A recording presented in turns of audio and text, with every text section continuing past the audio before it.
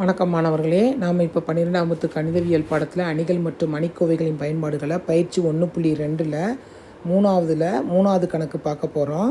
அந்த மூணாவது கணக்கு வந்து காஸ் ஜோர்டன் முறைப்படி இருந்தாங்க. இங்கே எத்தனை வரிசை கொடுத்துருக்காங்கன்னா 3/3 ஏ வந்து கொடுத்துருக்காங்க. காஸ் ஜோர்டன் முறைப்படிங்கும்போது நம்ம வந்து என்ன எழுதுவோம், AI3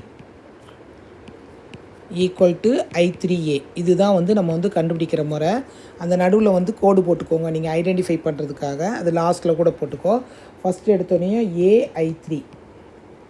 ஏஐ3ங்கும் போது ஏ வந்து என்ன கொடுத்துருக்காங்க, 1 2 3 2 5 3 1 0 8 போட்டுட்டிங்களா. அடுத்து வந்து I3 வந்து என்னது, 1 0 1 0 0 0 1 0 0 0 1. ஓகேவா. இந்த I3 வந்து ஃப்ரண்ட்டில் வரணும், இது வந்து பின்னாடி வரணும். அதுக்கு தகுந்த மாதிரி நம்ம செட் பண்ணணும். இப்போ வந்து ஃபஸ்ட்டு வந்து 1 இருக்குது. அந்த 1 வந்து நம்ம வந்து நீக்கணும். 1 வந்து நீக்கணுங்கும் போது என்ன வரும், ஃபஸ்ட்டு 1 வந்து பிரச்சனை கிடையாது, 1 அப்படி தான் இருக்கணும். இந்த R2ங்கிற இடத்துல என்ன வரணும், 0 வரணும். ஆனால் R2 equal to R2 minus R1. அது அடுத்து R3 இந்த இடத்துல வந்து என்ன வரணும், இங்கேயும் 0 வரணும். R3 ஈக்குவல் டு R3, இங்கே வந்து 2R1, இங்கே 2 இருக்கிறதுனால 2 போட்டுக்கோங்க. இங்கே வந்து R3 மைனஸ் R1. ஓகே, இப்போ வந்து நம்ம வந்து சிம்பிளிஃபை பண்ணும்போது என்ன வரும் உங்களுக்கு, ஃபஸ்ட்டு R1ல் எந்த ஒரு பிரச்சனையுமே இல்லை, அப்படி எழுதிக்கோ. இதை வந்து கொஞ்சம் தள்ளி கூட எழுதிக்கோங்க. அடுத்து நெக்ஸ்ட்டு 2ல் 2 போச்சுன்னா 0, 5ல் 4 போச்சுன்னா 1, அடுத்து 3ல் 6 போச்சுன்னா -3, அடுத்து 0ல் 2 போச்சுன்னா இங்கே வந்து 0, அங்கே வந்து -2 1, அடுத்து 0. அடுத்து நெக்ஸ்ட்டு R3 வந்து என்னது, சப்ராக்ட் பண்ணுறோம், டைரெக்டாகவே சப்ராக்ட் பண்ணோம். 1ல் 1 போச்சுன்னா 0 -2, 8ல் 3 போச்சுன்னா 5 -1 0 1. ஓகேவா. லாஸ்ட்டு கோடு போடுவோம், இப்போ கோடு போட வேண்டாம். சரி, நெக்ஸ்ட்டு என்ன செய்ய போகிறோம், நம்ம இப்போ வந்து 0 0 வந்துருச்சு. அடுத்து என்ன இருக்கணும், நடுவில் 1 இருக்குது, அதுவும் ஓகே. அந்த -2ங்கிற இடத்துல வந்து என்ன போடணும், நம்ம அந்த இடத்துல 0 வரணும். 5ங்கிற இடத்துலையும் 0 வரணும். -3ங்கிற இடத்துலையும் 0 வரணும். வர மாதிரி நம்ம செட் பண்ணணும். ஃபஸ்ட்டு வந்து என்ன செய்யணும், R3 எடுத்துக்கோமா. ஃபஸ்ட்டு கீழே உள்ளதெல்லாம் நம்ம கொஞ்சம் சிம்பிளிஃபை பண்ணிவிட்டு அப்படியே மேலே போவோம். R3யில் வந்து நம்ம வந்து என்ன செய்யலாம், இந்த பிளேஸ் -2ங்கிற பிளேஸுக்கு வந்து நம்ம 0 கொண்டு வரணும். அப்போனா என்ன, மேலே என்ன இருக்குது, 1 இருக்குது. அப்போனா R3 ஈக்குவல் டு R3, இங்கே வந்து மைனஸ் இருக்கிறதுனால நம்ம வந்து ப்ளஸ் கொடுத்துறோம், ப்ளஸ் R2 கொடுத்தோம்னா என்ன வரும் நம்மளுக்கு, 1 2 3 எதுவும் பண்ணாதீங்க, அப்படி வச்சுக்கோங்க. நம்ம R3 தான் பண்ண போகிறோம். 0 1 -3 -2 1 0. சரி, இப்போ செய்யும்போது இங்கே 0 -2 +2 0. 5ல் என்ன வரும், -2னா -6. -6ங்கும்போது இங்கே ஆட்டோமேட்டிக்காக -1 வந்துடும். ஓகே, அடுத்து -1, அங்கே வந்து -4, அப்படின்னா -5 0 2 1. அடுத்த ஸ்டெப் வந்து நம்ம என்ன செய்ய போகிறோம், இப்போ அடுத்து என்ன செய்யலாம், நம்ம இப்போ வந்து -3ங்கிற இடத்துல வந்து நம்ம வந்து 0 கொண்டு வரணும். -3ங்கிற இடத்துல கொண்டு வரோம். இப்போ இந்த ரெண்டையுமே நம்ம செஞ்சாலே வந்து நம்மளுக்கு வந்து ஓரளவுக்கு 0 வர சான்சஸ் இருக்குது. ஃபஸ்ட்டு வந்து R1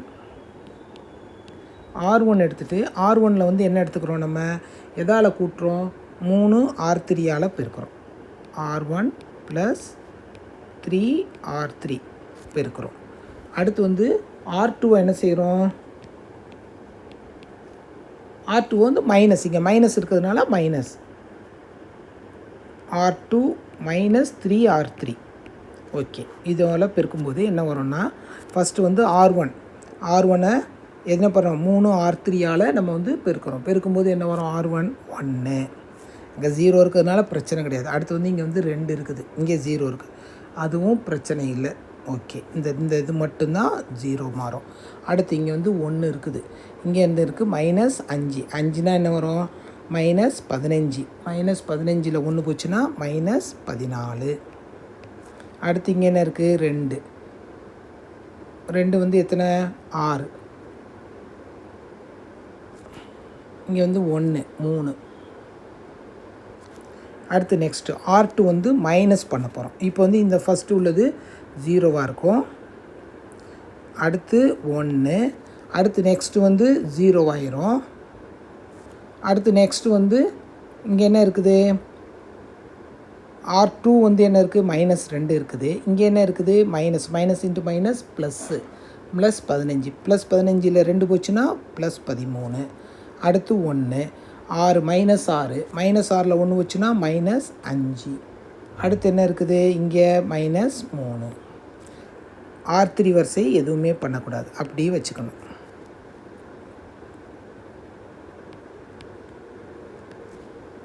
சரி, இப்போ வந்து என்ன செய்யலாம், நம்ம இன்னும் 2 ஸ்டெப்பு தான் செய்யணும்.